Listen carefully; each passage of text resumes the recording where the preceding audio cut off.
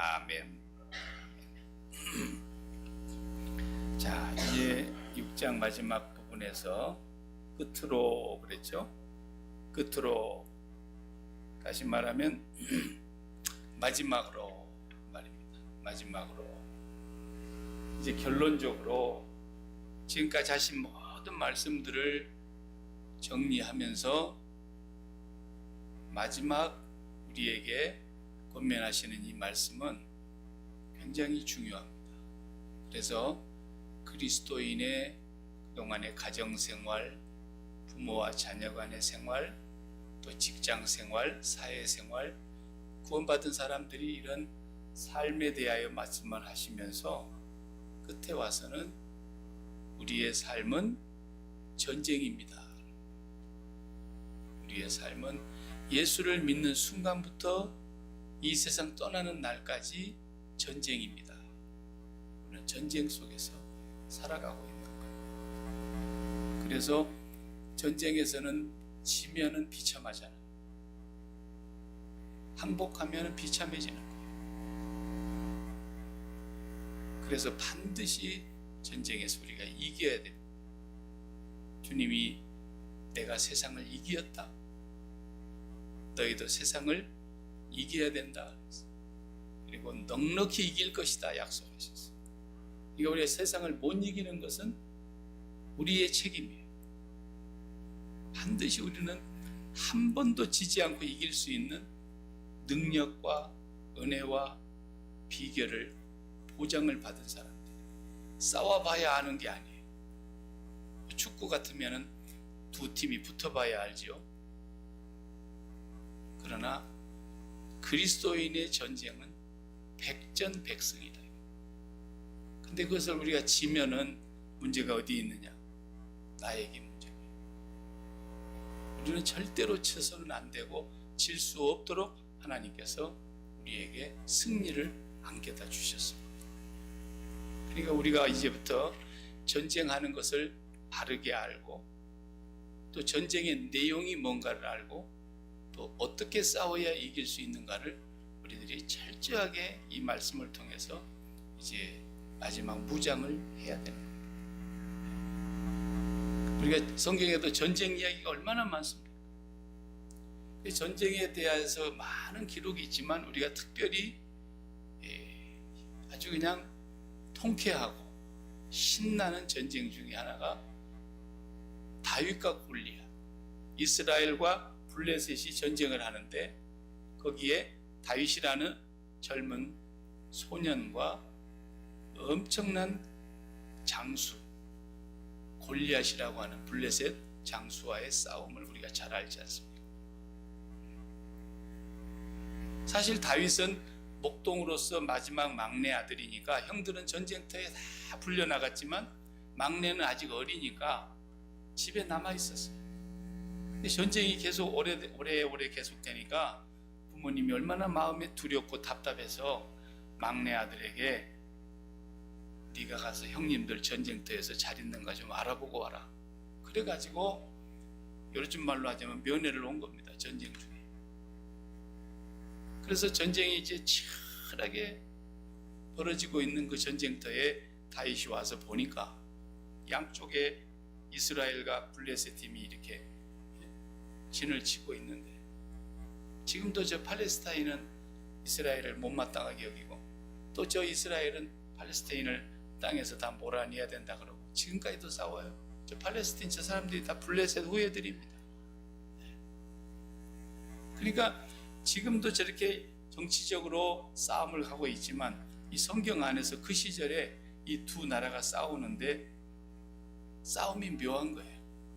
이쪽에는 골리앗이 대표로 나와가지고 있고 이쪽에는 사울 왕이 이끄는 군대가 왔는데 왕도 와 있고 군대도 같이 와 있는데 그 골리앗을 대결하기 위해서 나갈 만한 장수가 없는 거예요. 장수. 아무도 나서지를 못해. 그런 상황에 놓여 있는데 다윗이 형님들의 안부를 확인하려고 전쟁터에 나왔다가 구경을 하게 된 거예요. 그렇죠? 그런데 골리앗이 하는 소리가 들리지 않습니까?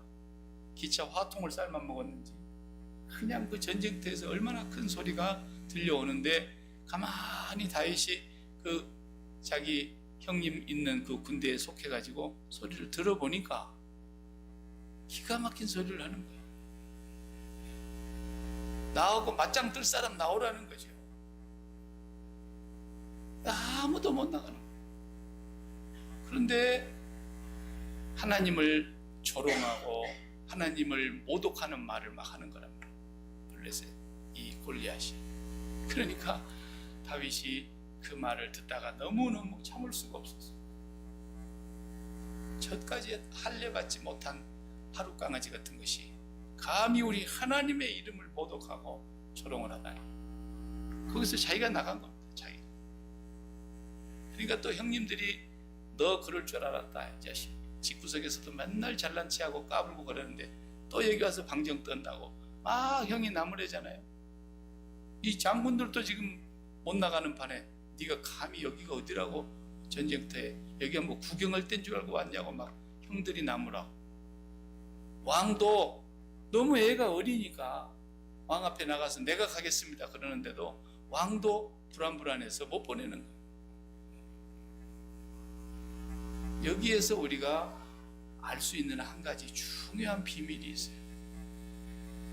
다윗은 만군의 주 여호와라는 그 하나님 아버지를 목동 시절에 자기가 믿고 있었어요. 양치면서. 그래가지고 곰이 와서 양을 물고 가도 만군의 주 여호와의 이름으로 쫓아가서 곰의 입에서 양을 빼앗아 왔어요. 양이 한 마리도 곰한테 먹이를 주질 않고, 만약 곰이 달려들면 곰을 때려 눕혔다 그랬어요.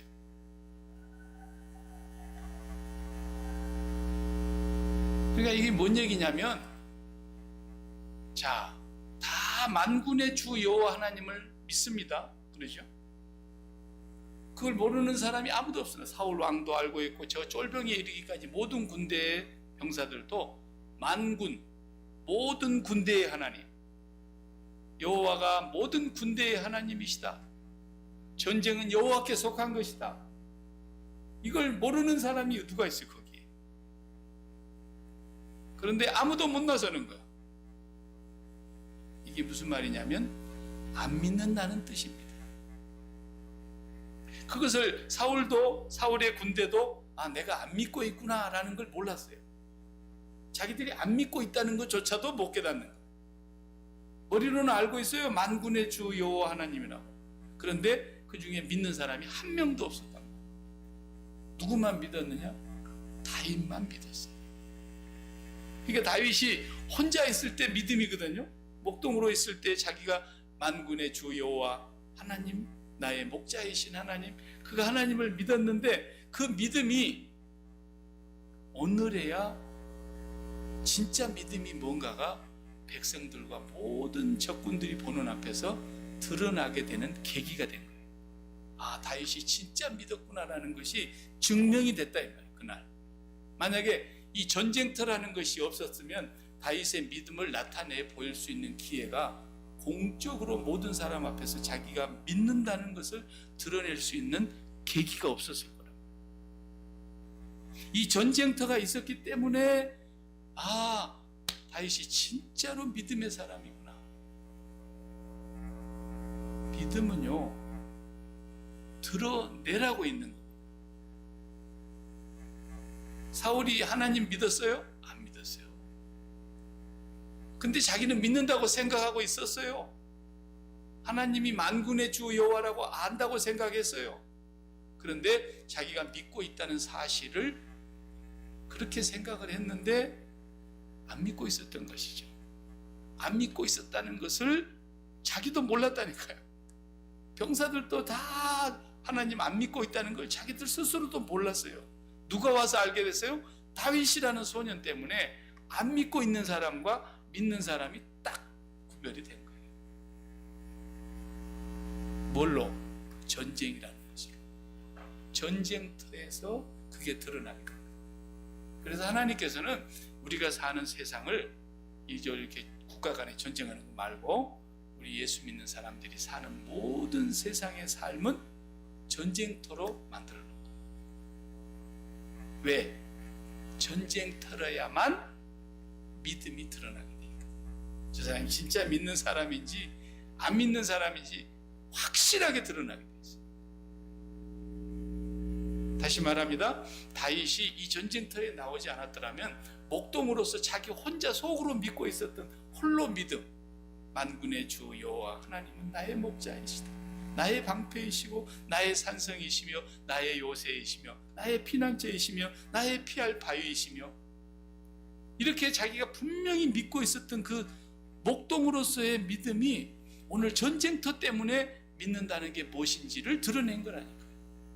믿는다는 건 이런 거야. 그리고 동시에 안 믿는다는 것이 무엇인가를 정확하게 드러내준 사건이라. 사울은 안 믿었다니까요. 아는 것이 믿는 것이 아니라, 이해하고 있는 게 믿는 게 아니에요. 입으로 시인한다고 믿는 것이 아니에요. 믿음은 오늘 다윗처럼 드러내라고 있는 거예요. 드러내라고. 그러니까 우리가 사는 세상 속에는 항상 전쟁터인 거예요. 전쟁터이기 때문에 믿음이 있는 사람과 믿음이 없는 사람이 딱 갈라지는 거예요. 그 전쟁터가 얼마나 중요하냔 말이에요. 하나님께서 괜히 우리를 전쟁터에 내모시는 게 아니라고. 예수를 믿는 그 순간부터 우리는 전쟁터에 있는 거예요. 항상. 그래서 그리스도인은 영적으로 전쟁하고 살아가는 사람이고, 그 전쟁터에서 늘 승리를 하는 사람이에요. 영광 영광 할렐루야, 글로리 글로리 할렐루야, 계속 승리의 찬가를 부르는 거예요. 그리고 마지막에 끝에 가서도 영원히 우리는 이미 승리를 보장받은 사람들이에요. 그 싸움을 오늘 우리가 이제 본문에서 사도 바울이 얘기해주고 있어요. 한번 12절 읽어봅시다. 12절 시작. 우리의 씨름은 혈과 육을 상대하는 것이 아니요 통치자들과 권세자들과 이 어둠의 세상 주관자들과 하늘에 있는 악의 영들을 상대함이라. 누구와 싸우는 것인가 먼저 적을 분명하게 규정해야죠. 주적이 누구냐, 그죠? 내가 싸울 대상을 모르면 안 되잖아요. 그러면 어떻게 되는 거예요? 권투 선수가 허공을 치는 거랍니다. 허공을. 사람이 상대방 선수를 마주 붙었으면 턱을 치든지 복부를 치든지 어디를 쳐야 될 거 아니에요? 근데 그냥 허공만 치는 거야. 허공만. 헛방질이죠. 계속 헛발질이고. 그리고 달리기를 하는 사람 같으면, 경주하는 사람 같으면 목적지가 있을 거 아니에요. 꼬린 지점이 어디까지 달려야 되는지 모르고 향방도 없이 방향을 모르고 아무데나 막 뛰어다니고 그러면은 이게 무슨 경주겠어요. 그러니까 분명한 적을 먼저 알고 적이 누군가를 알아야 그 적에 대해서 싸울 준비가 될 거 아니겠습니까? 그래서 오늘 이제 우리의 씨름, 그래서 씨름이라고 번역한 단어는 전쟁이라는 말이에요. 우리의 전쟁은 혈과 육을 상대하는 것이 아니다. 그랬으니까 무슨 말입니까? 육체가 있기 때문에 육체와 관계되어서 싸우는 것은 우리의 전쟁의 대상이 아니다. 그 말이에요. 그럼 분명해졌죠? 우리가 싸울 대상은 사람이 아니에요. 사람이.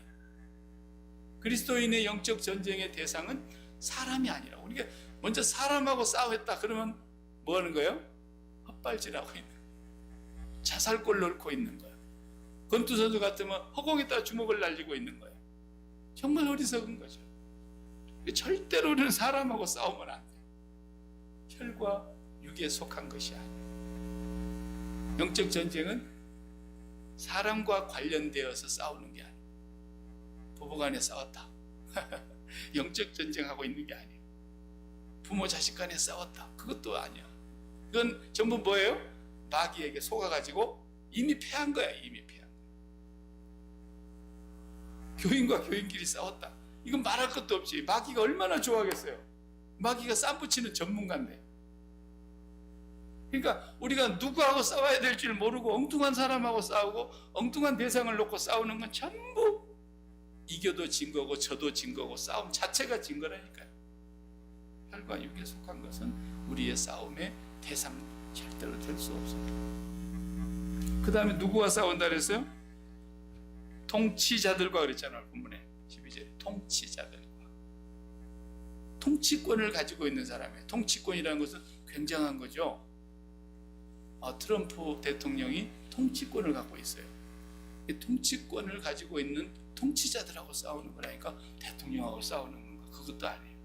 여기서 이제 우리말로 번역을 그렇게 해놨어요. 근데 이것은 전부 다 영적 존재를 두고 하는 말이에요. 그 단어 하나하나가 영적인 존재들인데 영적인 존재인데도 통치자예요. 물론 감이 와야 되겠죠? 이 어둠의 세상을 주관하고 있는 통치자예요. 뒤에 가서 더 세세하게 설명했죠. 하늘에 속한 뭐예요? 악한 영들이라고 그랬어요. 통치자들, 권세자들, 어둠의 세상 주관자들, 그리고 하늘의 악의 영들. 뭐겠어요? 마귀요, 마귀. 이 어둠의 세상을 주관하는 무슨 악의 무리들, 대통령으로부터 시작해서 어떤 마약을 만들어서 팔면서 마약 카르텔 그런 조직들, 이런 것들이 어둠의 세계에서 총질을 하면서 사람을 죽이면서 하니까 이것들이 우리의 싸움의 대상인 줄로 알지만 아니다라는 거예요. 그리스도인의 영적 싸움의 대상은 그런 사람과 관련된 게 아니에요. 그것은 국가가 질서를 유지하기 위해서 시민의 인권과 시민의 재산과 사람의 목숨을 보호하기 위해서 경찰력을 동원하고 때로는 군대를 동원해서라도 그런 마약 카르텔이나 이런 악의 무리들을 소탕하고 사회를 안정시켜야 되는 책임은 국가가 있죠.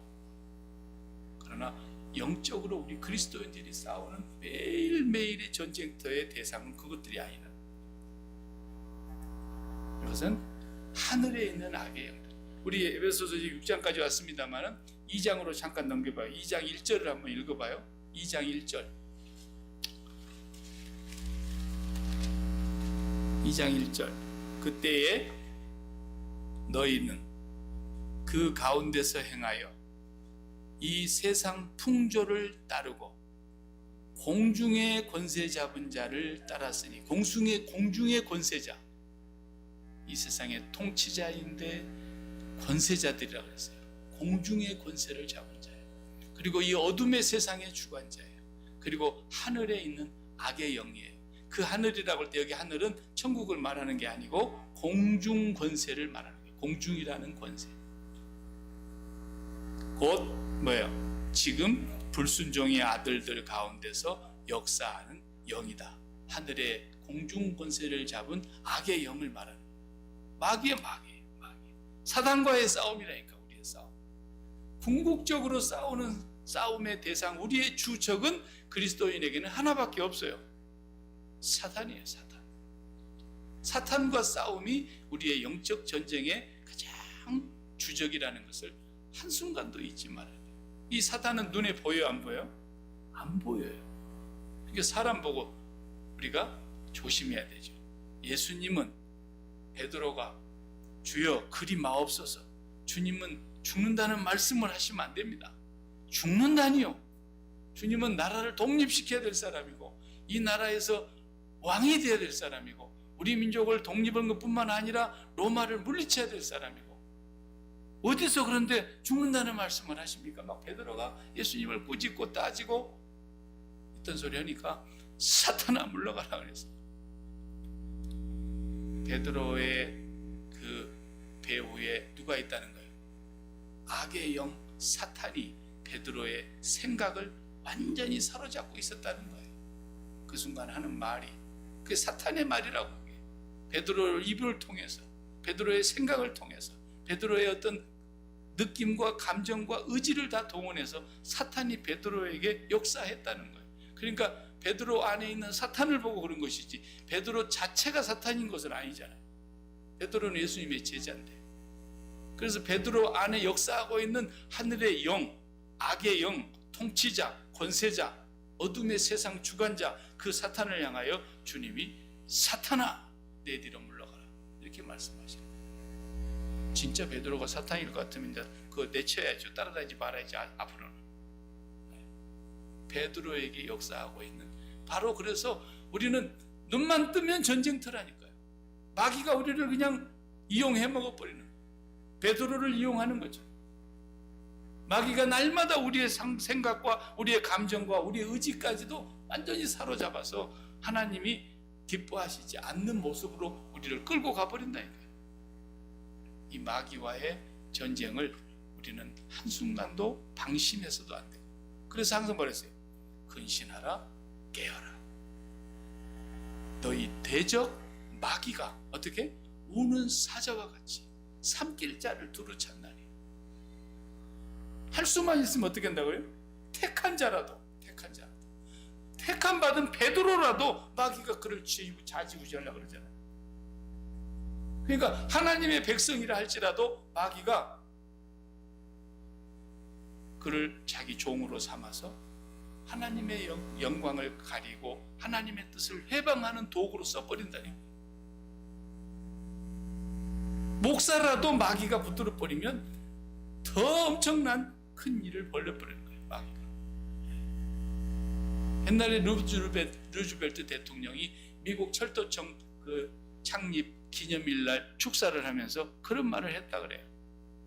많은 철도청 관계자들을 앉혀놓고 철도청에서 일하는 모든 노역하는 말단 직원들까지 모아놓고 연설을 하시면서, 여러분 저 기찻길 고치고 저 뭐 철로 가서 수선하고 이렇게 침목을 다시 바르게 고치고 이렇게 노역을 하는 사람들은 화물칸에서 물건 하나를 훔쳐갈 수 있지만 여기 앉아있는 철도청의 높은 공무원들은 철도청을 말아먹을 수 있습니다. 그랬단 말이에요.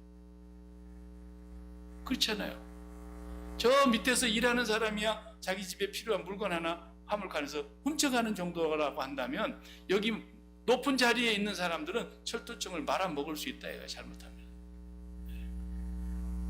그런 것처럼 목사 한 사람이 마귀에게 붙들려 가지고 마귀의 도구가 돼버려 봐요.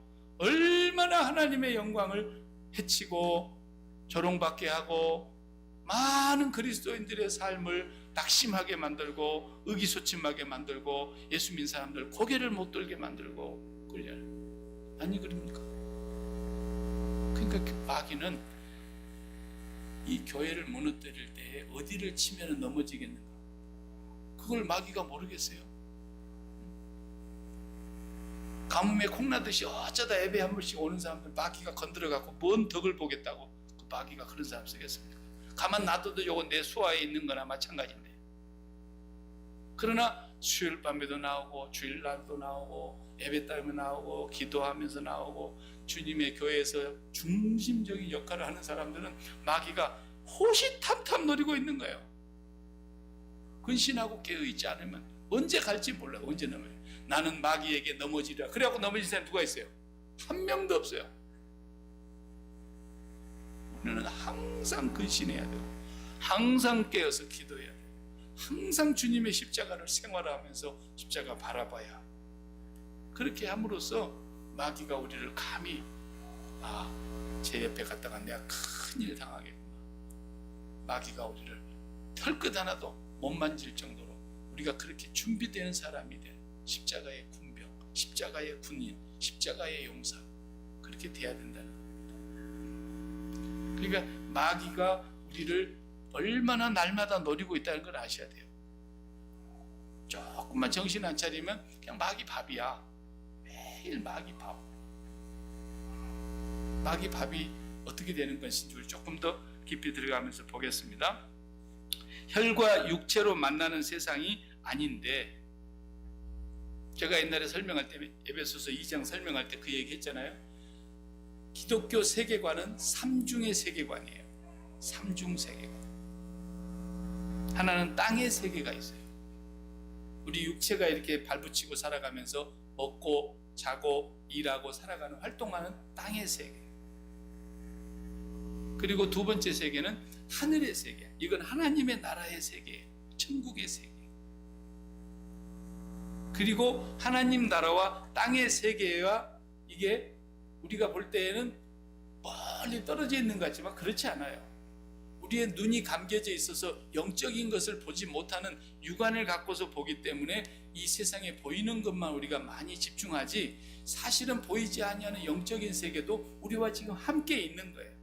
그래서 하나님이 눈을 열어서 보게 해주시면 그냥 보는 거예요. 엘리사가 하나님이여 게하시의 눈을 열어 보게 해주시옵소서. 그러니까 게하시가 평소 때는 보이는 것만 보던 사람이었는데 하나님이 그 눈을 쫙 열어주는 순간에 저 아람의 군대가 그냥 도단성을 포위해가지고 엘리사를 잡으러 왔는데, 내 주여 어찌하오리까, 우리 성이 포위되어서 우리는 꼼짝없이 이제 잡혀 죽게 되었나이다 그러는데, 하나님이여 게하시의 눈을 열어 보게 해주십시오. 그러니까 게하시의 눈이 열렸는데 어떻게 됐다 했어요? 하늘의 군대가 아람 군대보다도 더 큰 하늘의 군대가 도단성 위에 쫙 둘러싸고 있었어요. 하늘의 군대가. 그러니까 하나님의 세계라고 하는 것은 우리와 함께 있는 거예요. 지금 여기가 하나님의 세계인데 우리가 영안으로 그 세계를 보여주지 않으시니까 못 보고 있는 것뿐이지, 실상은 함께 있는, 이렇게 중첩이 되어 있는 거예요. 오버랩되어 있는 거예요. 오버랩되어 있는 거예요. 그런데 하늘의 세계와 땅의 세계의 그 중간에 뭐가 있냐면 공중의 세계가 있다. 공중의 세계. 이 공중의 세계는 보이지 않는 세계예요. 이것도 역시 하늘의 세계가 안 보이듯이 마귀도 영적인 존재이니까. 근데 공중의 세계는 어디의 세계를 말하느냐 하면 우리 마음이 활동하는 세계를 말하는 거예요. 이제 이렇게 세계가 섞여 있는 거예요. 이렇게 중첩되고 복합적으로 오버랩이 되어 있는 거예요. 땅의 세계에 공중의 세계가 덮여 있고 공중의 세계에 하나님의 세계가 또 덮여 있어요. 그런데 이 공중의 세계는 누가 다스리고 있냐면 마귀가 어느 부분을 다스린다는 겁니까? 그러니까 우리의 마음의 영역을 다스리는 거예요. 마음의 영역. 가장 공중 권세 잡은 자가 우리를 공격해 올 때는 우리의 마음의 영역이 마귀에게 표적입니다. 표적. 마음.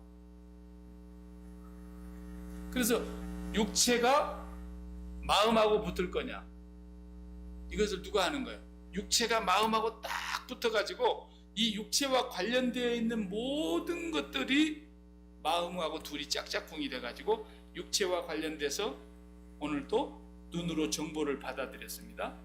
귀로 정보를 또 받아들였습니다. 또 코로 정보를 받아들였고 입으로 정보를 받아들였고 우리의 온 몸의 촉감을 통해서 정보를 다 받아들였어요. 그래서 이게 좋구나, 이게 좋다는 것을 육체가 알고 있어요. 그럼 어때요? 마음이 그 육체와 딱 붙어가지고 이제부터 뭐가 발동합니까? 내가 이 좋은 것을 어떻게 하면 내 것으로 만들까? 지식이 발동하는 거예요. 그리고 그것을 내가 갖게 되면 어떻게 돼요? 막 기쁨이 넘치는 거예요. 감정이 막 폭발이 되는 거예요. 그리고 그 감정을, 기쁨을 느낄 거라는 걸 믿기 때문에, 즐거움을 줄 거라는 걸 믿기 때문에 어떻게 됩니까? 행동으로 옮기는 거예요. 그걸 갖기 위해서. 그래서 지정의지가 발동을 하게 되어 있는 거예요. 이것이 우리가 마음과 육체가 붙어서 사는 거잖아요.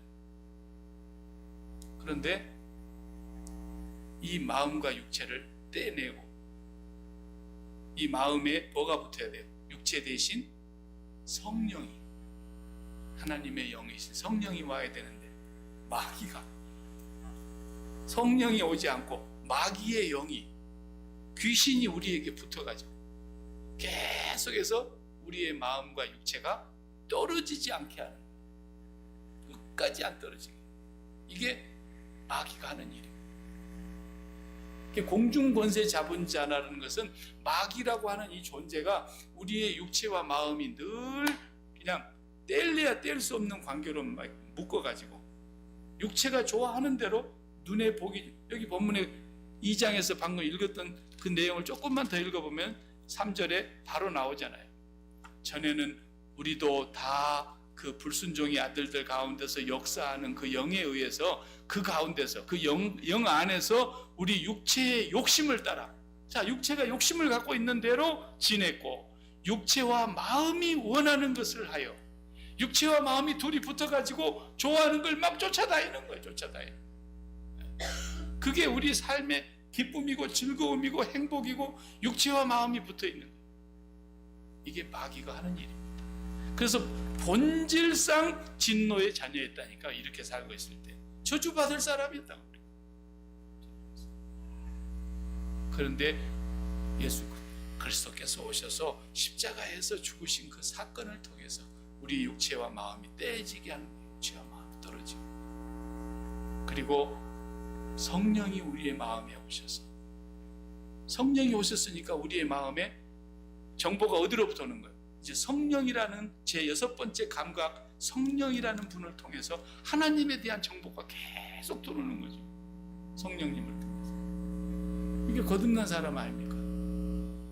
그런데 성령으로 충만해야 되는데, 성령으로 세례를 받고 살아야 되는데, 성령의 불세례를 힘입어서 살아야 되는데, 그 성령으로 살지 못하게 하고 언제나 공중번세 잡은 자가 우리의 마음을 호려가지고, 우리의 마음이 육체와 딱 붙어서 눈에 보이기에 좋아하는 대로, 귀에 들리기에 좋아하는 대로, 냄새 맡기에 좋은 대로, 먹기에 좋은 대로 전부 우리를 끌고 가는 거예요. 본질상 진노의 자녀였어요. 그러니까 오늘 우리가 이제 이 마귀가 하는 일을 정확하게 알고, 마귀는 다른 거 안 해요. 대통령 되고 싶은 사람 대통령 만들어주는 거, 마귀는 절대로 그런 거 안 막아요. 국가 간에 싸움하는 거, 마귀는 그런 거에 관심이 없어요. 시어머니하고 며느리하고 막 싸우는 거, 부부 간에 막 싸우는 거, 형제 간에 막 싸우는 거, 노사 간에 싸우는 거, 마귀는 그런 거에 관심이 없어요. 마귀는 어디에만 관심이 있다? 우리 육체가 절대로 마음하고 떨어지지 않게 하는. 그래서 육체가 있는 이 땅의 세계에다 배를 깔고, 뱀이 땅에 배를 붙이고 다니면서 흙을 주워 먹었다는 말처럼 저주받은 그 마귀가 오늘 우리를 배를 땅으로 삼고, 그래서 자기의 신은 배요 그랬잖아요. 배를 채우기 위해서. 무슨 배? 마음이라고 하는 영역에 배를 채우기 위해서.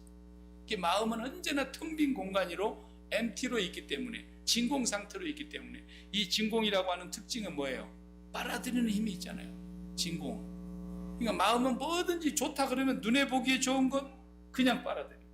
내 육체와 관련해서 이것이 있어야 되겠다고 그걸 빨아들이고 싶고, 막 빨아들이는 것이 마음의 역할이에요. 근데 좋고 나쁜 걸 누가 결정해요? 내가 결정하는 거야. 내가. 왜? 선악과를 먹었기 때문에. 마귀가 선악과를 왜 먹였어요? 야, 너희들이 좋은 걸 아는 거야. 이제부터 하나님이 좋다는 것은 그건 아니야. 너희들이 좋고 나쁜 걸 지금 너희들이 결정하는 거지. 너희들이 판단하는 거지. 너희들이 선택하는 거지. 그래서 우리가 선악과를 먹고 난 뒤로부터서는 좋고 나쁜 것을 내가 분별해놓고 좋은 부분을 빨아들이는 거예요. 왜? 저걸 빨아들이면, 저것이 내 것이 되면, 내가 저걸 소유하게 되면, 내가 저 위치에 올라가게 되면 나는 행복하겠다, 나는 기쁘겠다, 나는 즐겁겠다, 내 마음이 만족하겠다. 늘 육체와 관련된 것에서 절대로 떨어지지 못하도록 하는 일이 마귀의 주 업무예요. 마귀의 주.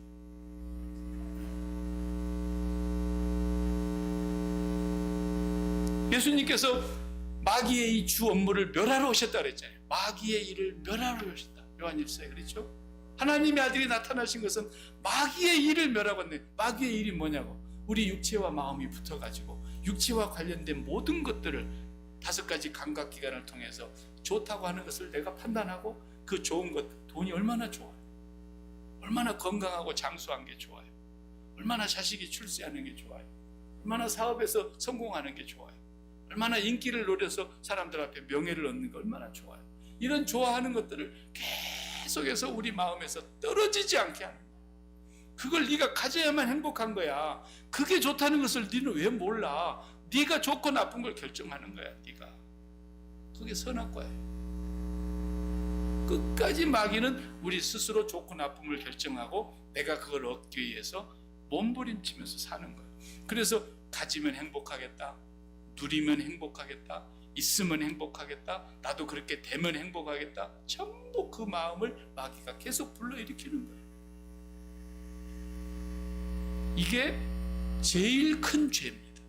성경에서 말하는 죄는 그걸 죄라 그런 것이지, 남의 집 가갖고 주인 허락 없이 도둑질해갖고 물건 하나 호주머니 얼른 넣어갖거나 이걸 죄라고 말한 게 아니에요. 성경에서 말하는 죄라는 말은. 그 죄는 도덕적인 죄고 윤리적인 죄고 또 법적인 죄잖아요. 국가가 그렇게 못하게 법을 만들어 놨으니까. 민법상의 죄도 있고 형법상의 죄도 있고 상법상의 죄도 있고 국가가 만들어 놓은 그런 법규를 어기는 건 마땅히 죄지요. 근데 성경에서 말하는 멸망받을 죄는 뭐예요? 마음과 육체가 절대로 떨어지지 않는 거예요. 그래서 돈이 너무너무 좋아. 그러니까 마음이 나도 그걸 갖고 싶어. 그러니까 돈을 갖기 위해서 어떻게 해요? 최선을 다하는데 그래도 돈이 안 되니까 어떤 사람을 가서 팔로 찔러 죽이고 돈 뺏어갖고 오잖아요. 살인이 왜 생겨요? 살인이 죄의 근원이 아니에요. 마음과 육체가 붙어있는 이 죄 때문에 그런 살인이라고 하는 열매가 맺혀지는 거죠. 왜 거짓말을 해요? 내가 지금 거짓말하면 엄청난 손해를 입게 생겼거나 내가 지금 거짓말 안 하면은 경찰한테 붙들려 가게 생겼는데 거짓말 할 수밖에 없잖아요. 왜? 내 마음에 진짜로 좋은 것을 다 잃게 생겼으니까. 그러니까 죄는, 본래 죄는 이거야. 마음과 육체가 붙어있다. 거기에서 모든 것이 나오는 거야. 자, 봅시다. 자식을 놓고도 평가할 때 이놈의 자식이 벌써부터 공부를 잘한 거 보니까 앞으로 정말 훌륭하게 될 놈이네. 자기 자식을 자기가 평가를 하는 거야. 그래가지고 공부를 잘해가지고 계속 승승장구하면서 명문대까지 그냥 쑥쑥 들어가는 거야. 이놈의 자식이 이제는 직장도 좋은 데 가겠네. 반대로 아이고 이건 유치원에 붙어서 시작해가지고 학교를 보내놓으면 지 이름 석자도 못 쓰고 다른 애들은 곱셈까지 가는데 얘는 아직 덧셈도 안 되고 다른 애들은 세 자리 곱셈도 되는데 얘는 한 자리 곱셈도 안 되고 막 이러면 어떻게 생각해요? 그러면 나중에 학교를 제대로 갈 수가 없겠고 공부는 이제 글렀고 그러면 돈도 많이 못 벌겠고 좋은 회사는 가기는 글렀고 얘는 성공하기는 글렀고 전부가 그렇게 간단 말이에요. 왜? 돈이 좋은 줄 아니까. 성공이 좋은 줄 아니까. 왜 그래요? 육체와 마음이 딱 붙어가고 있어요. 사람을 봐도 얘가 앞으로 돈을 잘 벌 놈이다. 내가 사람을 사귀어도 저 사람 붙었으면 앞으로 나도 돈이 좀 생기겠구나. 저 사람하고 가까이 가가지고 내가 돈 한 푼 있는 것까지도 다 뺏기겠구나. 모든 것이 돈이 전부인 사람은 돈으로 사람을 판단하고 돈으로 측정을 하고 돈으로 그 사람의 행복을 얘기할 거 아니겠습니까? 어떤 사람은 그게 건강이야. 건강 하나가 행복의 전부예요. 그래서 건강 무너지면 아무리 좋은 집에 살아도 지옥이 돼버려요. 그냥. 그죠? 5천 스퀘어피트 집에서 산다고 해서 행복할까요? 건강 무너져봐요? 5천 스퀘어피트 그렇게 아름다운 집에서 사는 지옥이라 그 말이에요. 그러니까 이 세상에 붙어있는 그 모든 것들이 우리의 마음에 채워지기를 날마다 바라고 사는 이것이 죄의 뿌리입니다. 뿌리. 거기에서 모든 나머지 죄의 증상들이 나오는 거예요. 죄의 증상들. 감기 걸리면 감기 바이러스가 안에 있어서 그러는 건데 콧물도 나오기도 하고 어떤 사람 눈물도 나오기도 하고 어떤 사람 재채기가 나고 어떤 사람 기침 나고 어떤 사람 목이 아프고 어떤 사람 머리가 막 두통이 터질 것 같고 증상이 다양하게 나오는데 감기는 두통이다. 그런 말은 틀린 말이에요. 꼭 감기 걸려만 머리 아픕니까? 그냥도 머리가 아플 수 있고 다른 데 이유가 있어서 머리가 아플 수 있죠. 감기는 바이러스입니다. 죄도 마찬가지예요. 마음과 육체가 붙어있는 이 죄, 이 죄의 바이러스 때문에 별의별 증상이 다 나오고 거짓말도 나오고 살인도 나오고 간음도 나오고 도적질도 나오고 거짓말도 나오고 탐내고 욕심내는 것도 나오고 전부가 마음과 육체가 붙어있는 이 근본적인 죄 때문이에요. 예수님이 오셔서 십자가에 죽으신 것은 이 마음과 육체를 떼내려고 하는 거예요. 이 세상에 대해서 십자가에 못 박아 죽이려고. 근데 그것을 죽어도 못 떨어지게 하는 게 뭐예요? 공중의 권세 잡은 자라니까요. 공중 권세 잡은 자. 그러니까 우리가 부부간에도 적이 아니에요. 부부간에도 적이 아니에요. 남편은 아내를 상대할 때 어떻게 상대하는 거야? 항상 제가 얘기했잖아요. 하나님을 먼저 만나야 돼. 내 안에 계신 성령님을 통해서 하나님과 연결이 되잖아요. 우리가 하나님과 연결이 돼서, 하나님과 연결이 되니까 남편의 마음이 어떻게 되세요? 하나님의 마음이 들어올 거 아닙니까? 자연히 하나님의 마음이 스며들게 돼 있다고요. 그 상태에서 아내를 상대해야 된다니까요. 아내도 남편을 직접 상대하면 열받는다니까요. 기분 좋을 때보다도 화날 때가 훨씬 많아요. 그러니까 하나님을 먼저 상대해서 하나님의 마음이 내 안에 들어와서, 흘러 들어와서 남편을 상대해야 된다. 이래야 마귀에게 우리가 이용당하지 않는 거예요. 목사가 하는 일이 뭐예요? 교회에 온 사람들이 대부분이 마음이 전부 땅에 붙어 갖고 와 있잖아요. 그리고 오면은 또 십자가로 주사를 놔가지고 또 마음이 땅에서 떨어지게 해야 되는 거예요. 마음이 땅에서 떨어지게. 마음이 잔뜩 땅에 붙어가지고 땅의 것에 욕심이 가득 차갖고 온 사람들에게 죽어나옵나이다 이러고 하면은 목사도 마귀고 교인도 다 귀신 만드는 거예요. 뭔 줄도 모르고 또 교인들은 아멘 막 이러잖아요. 완전 쇼하는 겁니다. 무당 칼춤 치는 겁니다. 그게. 이 대무당이 여기서 죽어나옵나이다 그러면 막 전부 마음이 붙어있는 것들을, 그것을 막 쏟아지게 나에게 물 붓는 바가지에 깨달라 붙도록 복이 내려오게 해달라고. 아이고, 저주받은 소리인지도 모르고 세상에 묻어가지고 세상의 마음이 완전히 빠져가지고 세상에 완전히 육체와 마음이 둘이 궁합이 맞아가지고 그냥 뗄래야 뗄 수가 없는 상황 속에서 세상에 심취해가지고 있는 사람을 십자가로 떼내려고 생각은 안 하고, 그래서 기독교가 망한 거예요. 기독교 종교가 그래서 망한 거예요.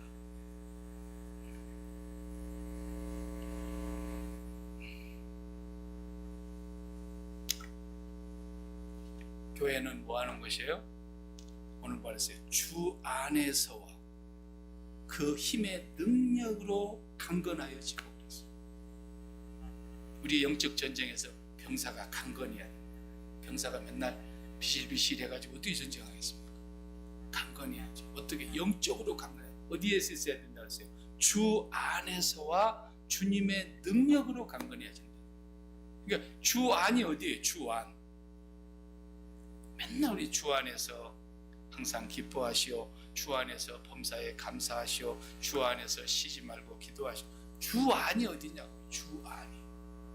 그 주 안이라고 하는 거기가 어디냐면 십자가에 죽으시고 부활하시고 승천하셔서 보좌 우편에 앉아 계시는 그 영역을 말하는 거예요. 그 영역. 요 영역은 아무도 못 만들었어요.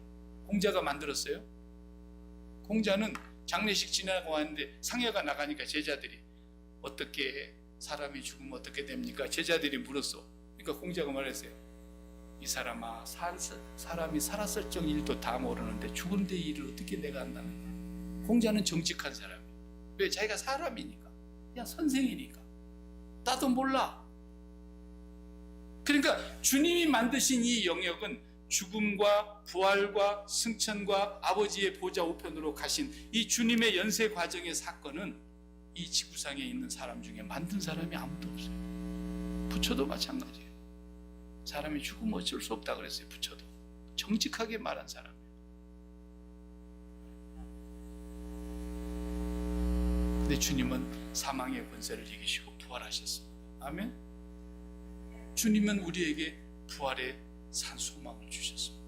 그리고 아버지께서 다시 그를 끌어올려 하나님 보좌 우편으로 가셨습니다. 그리고 우리를 거기에 안 치우셨다 그랬어요. 거기를 안 치웠다.